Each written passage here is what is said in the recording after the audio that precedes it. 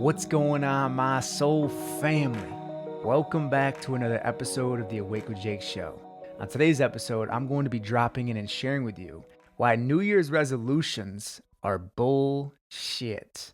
And I'm going to give you 10 things that you can do instead of New Year's resolutions. Now, if you're a fan of New Year's resolutions, this is still going to help you, okay? The reason why I say New Year's resolutions are bullshit is because most people, if they make a New Year's resolution at all, don't really stick to it. So I'm going to give you 10 things that you can actually do and implement in your life for 2022 and for the rest of your life, really, that actually work. Okay? These things actually work because I've done them in my life, and I only teach things that I have personally experienced. This isn't some stuff that I read in a book and haven't implemented in my own life. Because when you implement these things in your life, what I'm about to share with you, your life will change for the better. By the way, these 10 things are not your traditional motivational stuff. It's a little deeper here. And if you've been called to this podcast episode, you're probably a little deeper. So I praise you for being here. And I praise you for wanting to work on yourself, to wanting to change. Because most people fear change. It's uncomfortable. It's not familiar.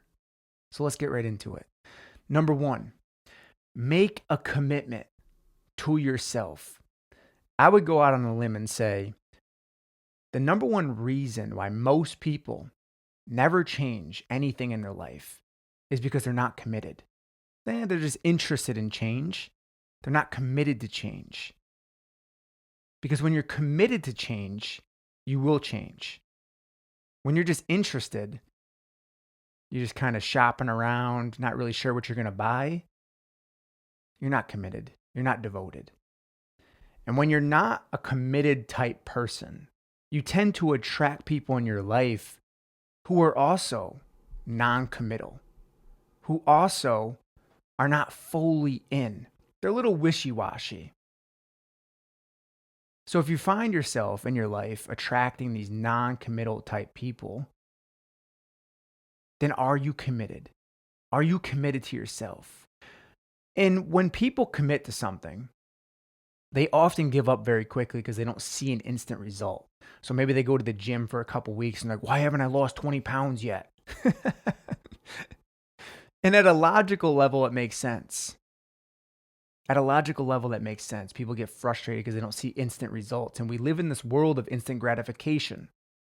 You click a button on Amazon Prime, it's at your door the next day. But I'm going to tell you something about transformation. This is not an Amazon Prime next day delivery. This is commitment for the rest of your life, devoted to yourself.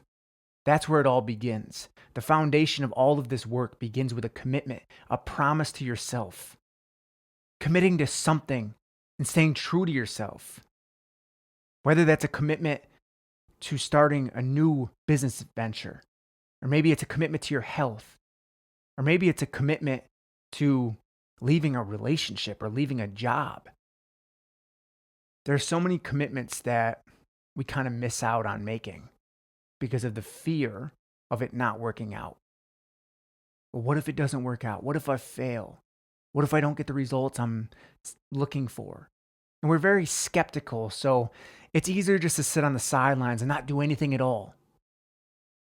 But in this moment, I'm asking you right now, what in your life do you need to make a commitment to? Is it to your own healing? Is it to your health? What is the commitment that you need to make? And are you attracting people into your life who are also non-committal?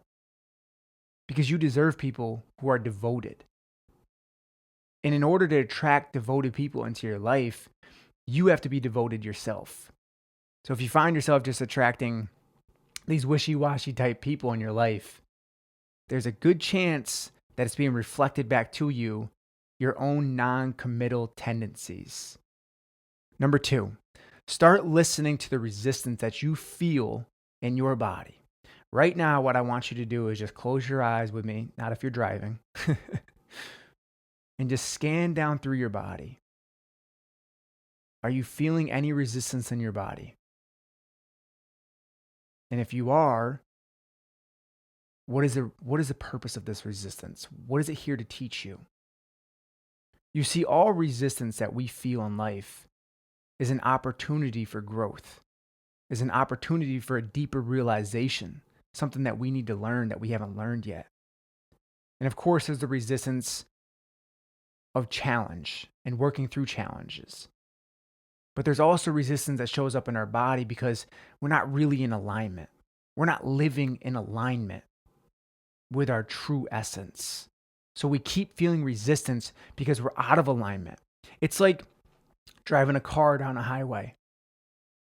You're getting pulled out of the lane to go somewhere else, but you're fighting against that. The universe wants to pull you, wants to guide you, but you keep fighting against because you think, your ego thinks that you know the path. And this path that you're taking, this comfortable path, this familiar path, has given you the same exact outcome every single time. So maybe now it's time to allow yourself to take a new path,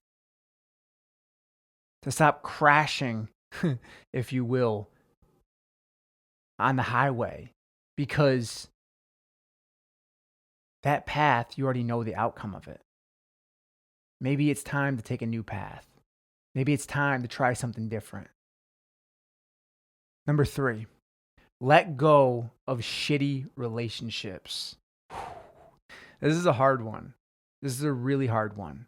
And why are shitty relationships so hard to let go of? Because we don't know what we deserve. We don't know what we deserve, and we're not clear about what we deserve. So we settle for shitty relationships. We settle for shitty relationships because those relationships are familiar. They're comfortable.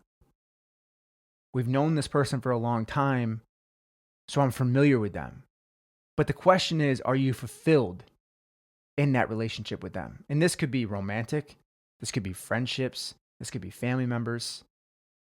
Sometimes letting go of a relationship also means that you need to set a boundary with that person. You either need to let them go completely out of your life because they do not serve you and you do not serve them, if you're being honest with yourself, or you set a boundary with them.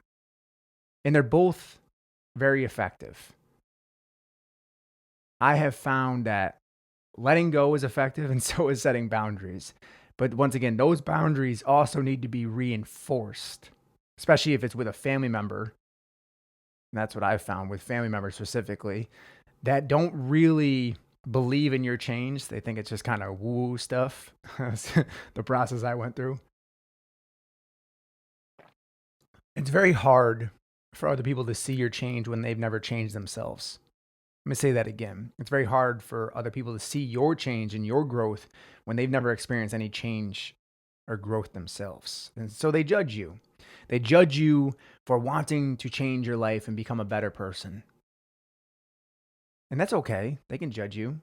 Don't focus on their judgment. Don't focus on their opinions, because everybody has opinions.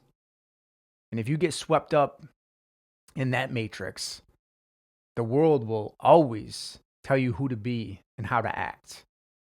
And this is why you must find out your truth and what you stand for and the work you came here to do. So the third point here is letting go of shitty relationships. And the reason why you let go of shitty relationships is because when you have shitty relationships, this is just the word of the day apparently. When you have these type of shitty relationships in your life, they clog up your energetic field. It's like, imagine have all the pores in your skin blocked. That bacteria starts to build up. And those people in your life that are just there sucking off your energy are blocking your pores. They're blocking you from manifesting the relationships that you do desire. When you hold on to the people that don't serve you, you don't allow space for the people that do serve you to come into your life. There are people that will accept you. There are people that will love you. There are people that will find you worthy. They won't think you're too much. They won't think you're too much. So it's about being honest with yourself. Who in your life right now do you either need to let go of? What relationship is that you need to let go of? Or who do you need to set a boundary with? Number 4, amplify and embody your natural core energy. Now, if you've been listening to me for any time at all, you've heard me talk a lot about masculine and feminine energy, which we all have both of these energies, right? When you learn to lead with your natural energy, you create a spark of life force inside of you. Your energy flows more naturally when you lead with your natural core energy. So let me give you an example. If you are a feminine core woman and you are leading most of the time with masculine energy, you will likely feel very imbalanced within yourself. You will start to feel tense and rigid. Your body feels exhausted. You feel burned out. You feel disconnected from your intuition, from your sensuality, from your emotions. And you begin feeling very just overall uptight. It's almost like living in a box. The feminine doesn't want to be boxed, okay? And what happens is with a woman that's living so much in her masculine, she gets stuck in this box and her feminine waters cannot flow. Her feminine waters become stagnant. And that stagnation is the tension that she feels building in her body. So what I invite you to do, if you're a feminine woman listening to this right now, is to learn to let go of that masculine shield that you're carrying and to listen to your intuition and have discernment. Because if you were to practice listening to your intuition and having discernment, you wouldn't need that false masculine shield. Now, if you're a masculine person listening to this right now, maybe you're a masculine man and you're leading with a lot of feminine energy, you will likely feel very imbalanced. And I actually went through this process myself where I was going through some really deep integrative healing work and I had stepped so much into my feminine that I lost my masculine frame. So with a masculine person, the key is to feel deeply, but also hold your masculine frame. Okay? You were like the oak tree, allowing the winds of life to blow through you, having clarity with your direction, making decisions, being grounded, being present, being a conscious leader. A lot of times, masculine men, they doubt themselves. They're not certain with their decision. So they tend to be very kind of unstable. And when you're unstable, how can you create safety for a woman in your life? When you are unstable as a masculine man, if you're choosing to be with a woman, how can you create stability and safety in your life for her as well, for her to stand on? A woman wants to feel like she has a safe place to stand on. If you're offering her a wobbly, broken stool, she's not going to want to stand on that. And if she does, she's not going to fully surrender. She's not going to fully open. So these are things to think about. Are you embodying your natural core energy? And if you don't know your natural core energy, I have a free quiz that you can take by going to jakewoodard.com/quiz. And it's a 15-question quiz that you can take to help you discover your natural core energy. Number 5, set boundaries and ask for what you want. So whether it's asking the waitress at the restaurant for more ketchup or asking your partner to be more present with you, learn to ask for what you want, to say yes to what you desire, and to say no with the boundaries to what doesn't serve you. And you know instantly what does and doesn't serve you. You can feel it in your body. And if you're really honoring that, then you have the ability to receive that. And what I mean by that is when you ask for what you want, the universe can provide that to you. But if you don't ask for what you want and you don't receive it when it does come, then it oftentimes doesn't manifest because we're not being clear about what we want. We're not honoring what we really feel. So here's an example I'm going to give you. Let's say you're a feminine woman listening to this right now. Say you want, if you're in a relationship with a man, say you want your man to be more present with you. And he's not being present with you. He's distracted on his phone or he's working too much. Simply saying to him, asking from him, hey, John, I would love it if you were more present with me. Could you give that to me? Just simply asking that. Because in all honesty, most masculine men, they want to give their woman, a beautiful experience. We just often don't always know what to give you. We just love to give. We love to give our gifts, but we don't always know what to give. So from a masculine feminine dynamic, when the feminine expresses what she wants, it helps the masculine to be more clear on how to be a better lover. Okay? Number 6, take care of your physical health. Now, there are so many things that you can do for your physical health, especially in this health crazy world. One of the first things is taking care of your emotional health, because I don't care how healthy you are physically. If your emotional health is shit and you're not taking care of yourself emotionally and learning to feel deeply and to process your emotions, process your traumas, then it doesn't matter how good your physical health is. So there's the obvious things like eating better, eating clean, eating foods that were consciously sourced, consciously grown, working out, moving your physical body, training yourself. If you're a feminine person, maybe incorporating more dance and movement, yoga flow into your life. And as a masculine person, lifting things that feel good, becoming physically strong. So there's the nutrition component, there's the movement component, and there's also supplementation and water. Okay, so drinking water from a pure source. I use a company called Pristine Hydro. I have their filtration system. I absolutely love it. That's what I'm drinking right now.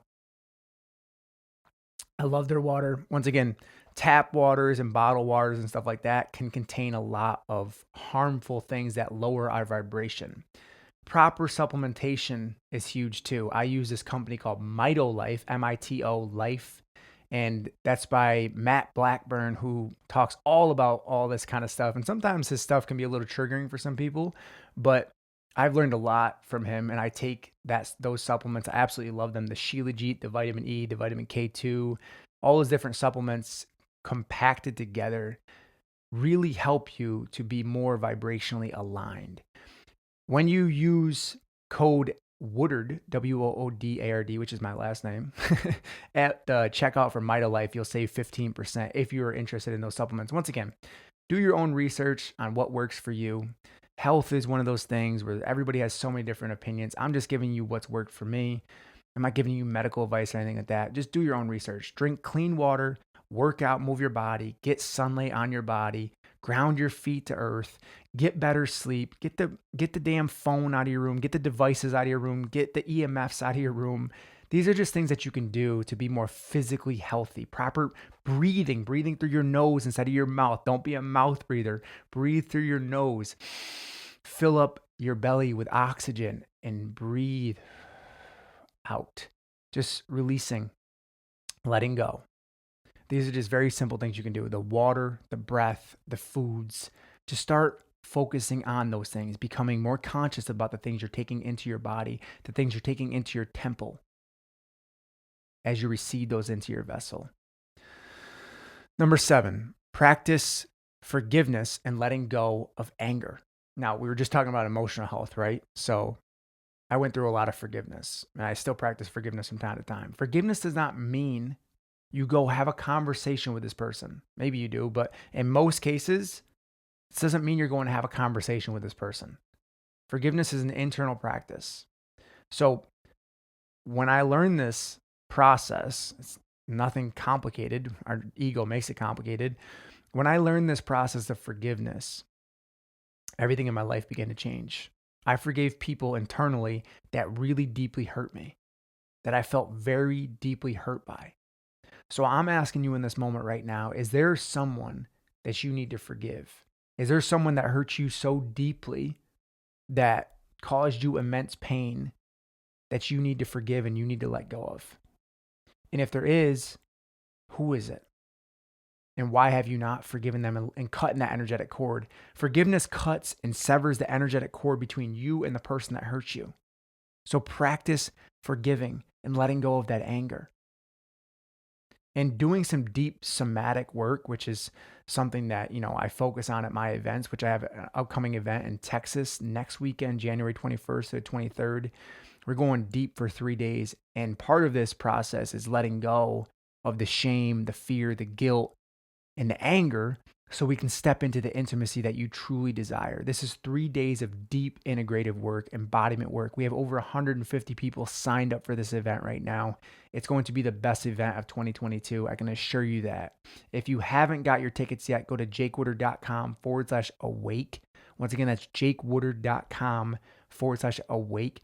We do have a virtual pass option as well. If you can't make it to the in-person, I really encourage you to make it to the in-person. But if you can't, get the virtual pass, see what's going on for 3 days, and you're just going to absolutely be blown away by this. So, forgiveness. Number 8, stop people pleasing and over explaining yourself. I think this one's pretty self-explanatory. Over explaining yourself, self-explanatory, it all kind of just goes together, right? So, when you people please, you don't serve anyone. When you people please, you don't serve anyone, including yourself and the person that you're people pleasing. I personally cannot stand when someone people pleases me. So if you find yourself doing that and you're bending how you feel to make other people feel comfortable, you're not serving yourself. You're living out of alignment. And I really believe that people who over-explain themselves, like I've done that at points in my life, it's because you're not really secure in your being and you feel the need to over-explain yourself. How can you say more with less? Number 9, be less reactive and more reflective. Be less reactive and more reflective. Now, our ego is like a barking dog, right? It just flips out because it needs to be right. It needs to have control. So instead of seeking to control everything and restricting yourself, just soften and open to that and reflect on it. Ground yourself. Become more strong in the moment by not being so reactive. The person who is the least reactive and the most grounded is the most balanced. If you're super reactive, then you're imbalanced. And you don't feel good because you're always lashing out or needing to be right or being prideful and having control. And living like that is very restrictive. It's like living in the box. You don't want to live like that. I lived like that for a very long time. Number 10, this one I save for last because I think it's really important, is to discover who you truly are and what you desire most in life. You are the creator of your reality. You are not a victim to your reality. And for a long time, I was the victim of my reality. It was the poor me, I hope people feel bad for me mentality. But when I started to awaken, I realized that I am the creator of my reality. I am a co-creator with this universe. I'm a co-creator with God, with source energy, whatever you prefer to call it. I'm a co-creator. And I have the ability to influence my reality. Now, when you're living in the thick of the matrix, you feel like a victim because the matrix has you hooked. And you stay in this state of not knowing who you are. So you hope the world tells you who you are. And you're always looking for that external validation to tell you who you are. So my question for you is, who are you beyond your ego identity? Who are you beyond your ego's identity? Who are you when this body dies? And it took me a long time when I started asking myself the question, who am I? I was so confused by that question. Like, what? Who am I? My name's Jake, right? No. Who are you beyond the ego identity? Because when you know who you truly are and you're anchored in that soul's essence, you are so much more empowered. You are so much more empowered when you are connected to the truth of your being. Everything in this life begins to change. Your perspective, your lens of life starts to change when you live from a place of absolute truth and knowing who you really are. We came here to work through our karmic curriculum. We came here in Earth School, and we're all in it together. So knowing who you are, knowing who you truly are, it empowers you. Thank you so much for taking the time to listen to this episode. I hope that it brought you a ton of value. And please, if it did bring you value, take a screenshot of it right now so you don't forget. Share it to your Instagram story and tag me at _Jake Woodard. Once again, that's at _Jake Woodard. It means the world to me when you send me private messages, tag me on Instagram, because then I can see that this resonated with you. It helps me as a creator to know that my work is helping you. And once again, if you want to come to my next live event, go to jakewoodard.com/awake to sign up and grab your tickets today. As always, stay open, stay loving, and stay connected to that beautiful source within you.